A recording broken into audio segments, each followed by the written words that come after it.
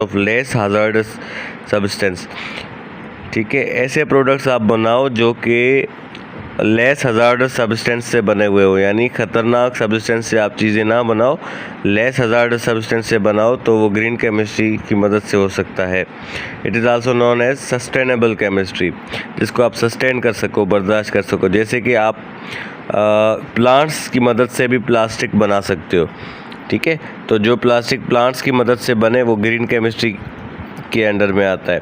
ठीक है, या फिर पेंट होते हैं ना, कलर्स होते हैं, वो भी अगर आप विदाउट जो है वो हार्मफुल सॉल्वेंट से बनाएं तो वो भी ग्रीन केमिस्ट्री में आता है। यानी कोई भी चीज़ आप बनाते हो अगर वो हज़ार्डस सब्सटेंस के अलावा बनाई गई है तो वो ग्रीन केमिस्ट्री में आती है। उसके बाद बेसिक डेफिनेशंस को हम पढ़ेंगे। मैटर आपको पहले ही बता चुका हूँ कि anything that has mass and occupies space, ऐसी चीज़ जिसका कोई वज़न भी हो और वो जगह भी ले। जैसे ये बुक है, इस बेड पे इसने जगह ली हुई है, इसका वज़न भी है, तो ये मैटर है। Matter is all around us, that is the air, जो हवा लग रही है हमें वो भी मैटर है। Breathing, book we are reading and the stuff we touch and see. Matter is simply defined as anything that has mass and occupies space.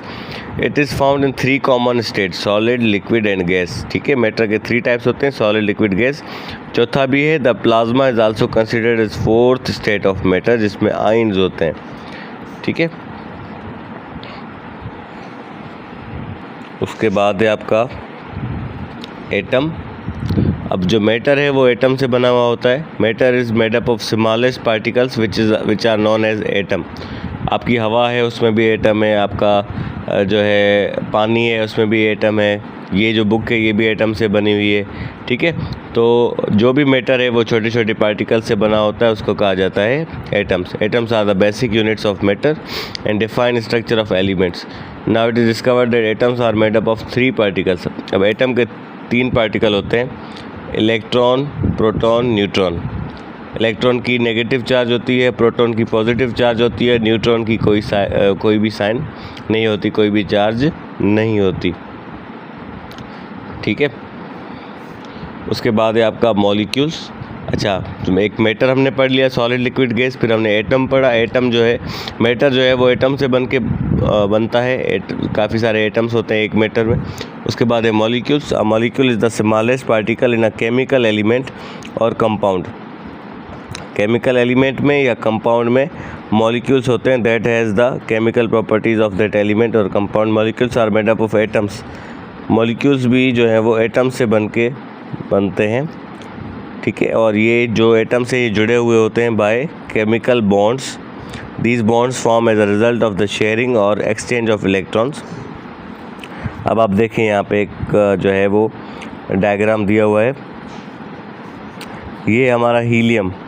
ठीक है, ये हमारा आर्गॉन, ये क्रिप्टॉन, ये जीनॉन, ये रेडॉन, ये मोनो एटॉमिक एलिमेंट्स हैं, यानी इनको एक एक एटम है। फिर डाई एटॉमिक मॉलिक्यूल्स। अब नाइट्रोजन जो है ना, इसमें 2 एटम नाइट्रोजन के मिलके, एक ये है एक ये दोनों एटम किसके हैं? नाइट्रोजन के। ये केमिकली आपस में बॉन्डिंग में है, इसलिए फिर N² दिया हुआ है, N2, ये इसका मॉलिक्यूलर फार्मूला है। ऑक्सीजन में O2 होता है। ठीक है, क्योंकि 2 एटम ऑक्सीजन के मिलके फिर ऑक्सीजन ये बनता है। ठीक है, ये डायटोमिक मॉलिक्यूल्स हैं। अगर पॉली हो यानी 2 से ज़्यादा तो ओजोन बनेगा आपका। ओजोन में O3 होता है, फॉस्फोरस में P4 होता है, सल्फ़र में S8 होता है। ठीक है, ये आपके मॉलिक्यूल्स हैं जिसमें 2 या 2 से ज़्यादा एटम्स मिलके एक मॉलिक्यूल बनाते हैं। उसके बाद है substance. A piece of matter in pure form is termed as a substance. Matter का एक छोटा सा टुकड़ा जो प्योर फॉर्म में हो, उसमें कोई भी मिक्सचर ना हो। Every substance has a fixed composition and specific properties. Every substance has physical and chemical properties. Example of pure substance included tin, sulfur, diamond, water, pure sugar, table salt and baking soda.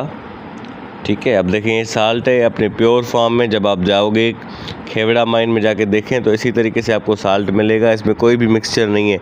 तो ये क्या है? Substance है, यानी ये एक matter का छोटा सा टुकड़ा है। डायमंड है, इसमें कोई भी मिक्सचर नहीं होगा अगर, तो ये सब्सटेंस कहलाएगा। सल्फ़र में भी अगर कोई मिक्सचर नहीं होगा तो ये सब्सटेंस कहलाएगा। उसके बाद है आपका एलिमेंट।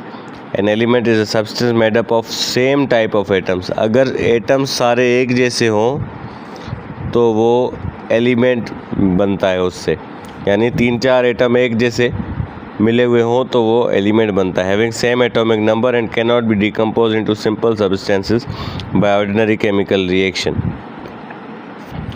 ठीक है, अच्छा अब आ जाते हैं, इसमें कहा जा रहा है कि how to write symbol. Symbol is the abbreviation to represent the name of elements. A symbol is taken from the name of element from English, Latin, Greek and German languages. Symbols are usually 1 or 2 letter long. अब कोई भी element है उसका जो symbol होगा या तो 1 letter होगा उसमें या 2 होंगे। Every symbol start with capital letter. Start capital letter से होगा, यानी सी जो है वो कार्बन का है, एस सल्फ़र का है। ठीक है, कार्बन के नाम से एस सी लिया गया, सल्फ़र के नाम से एस लिया गया। If symbol is 2 letter then start with capital and second will be small. अगर 2 लेटर का है तो पहला कैपिटल होगा दूसरा स्मॉल, यानी हीलियम का पहला कैपिटल दूसरा स्मॉल, क्रोनियम का पहला कैपिटल और दूसरा स्मॉल। ये कुछ हमें दिए हुए हैं, ये नाम है एलिमेंट्स के।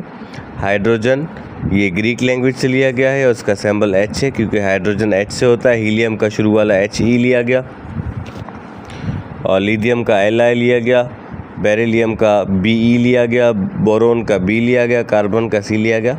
इसी तरीके से कुछ ऐसे भी होते हैं जो बिल्कुल अपने नाम से चेंज होते हैं, जैसे आयरन है, आयरन का जो सिंबल है वो Fe है। ठीक है, क्योंकि लैटिन लैंग्वेज में इसको फीरम कहा जाता है, तो इसलिए इसका जो सिंबल है वो Fe लिया गया है। ठीक है।